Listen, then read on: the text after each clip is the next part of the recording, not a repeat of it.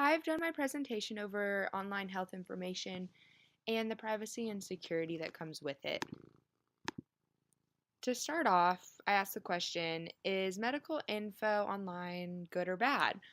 Well, there are pros and cons. The pros are it really is more convenient. If your baby has a diaper rash, it takes a lot less time to Google the symptoms than it does to strap it in the car and take it to the doctor.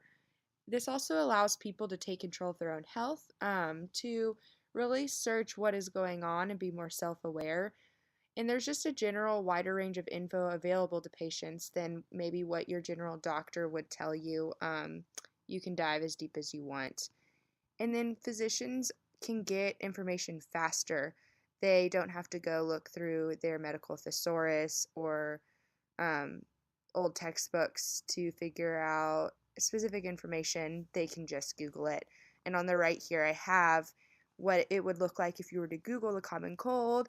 You see, you can look at the symptoms and the treatments as well as other sources.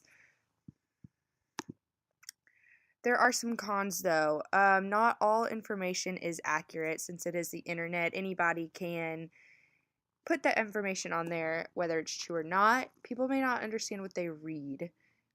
Things can get confusing without someone there to explain it. And it also leads to less patient doctor interaction.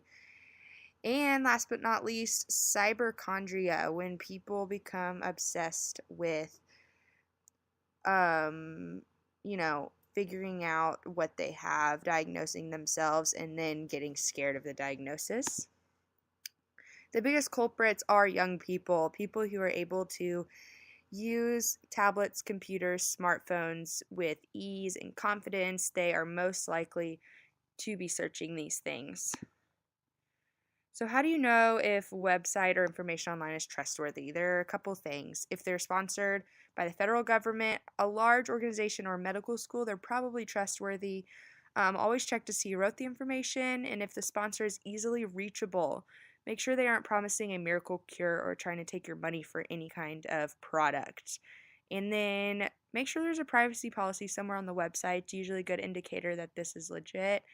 And just see if what you're reading is well written or if it looks like it's written by a sixth grader. Here is an example of the National Heart, Lung, and Blood Institute website. You can see that they have a way to contact you. They're from a federal U.S. department, and the website is just laid out really nicely. Here are some sites you can trust, and I went ahead and included a screenshot of a Mayo Clinic symptom checkers, which allows you to kind of self-diagnose and explore some different symptoms. So what do doctors use the internet for? They Google their patients. There's discussion on whether that's ethical or not. They access up-to-date information, and it helps them diagnose patients with really quick new information. We also get into electronic medical records and electronic health records. The difference between these really is that medical records are smaller entities. They're used by specific doctors' offices, orthodontists, anybody that is just using it within their office to kind of replace a filing system.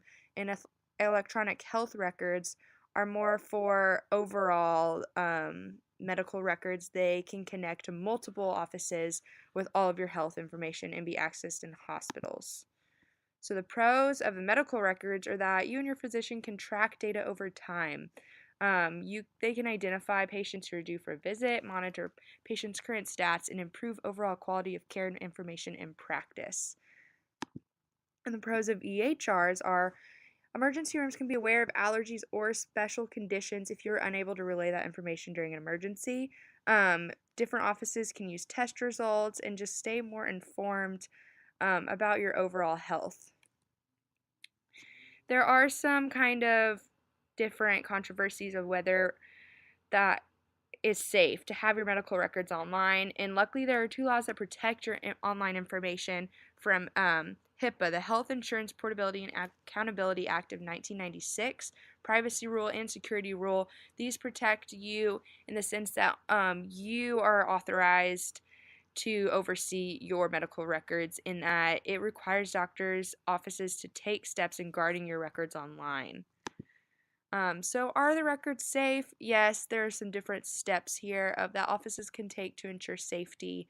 I guess we'll see in the future if they are safe.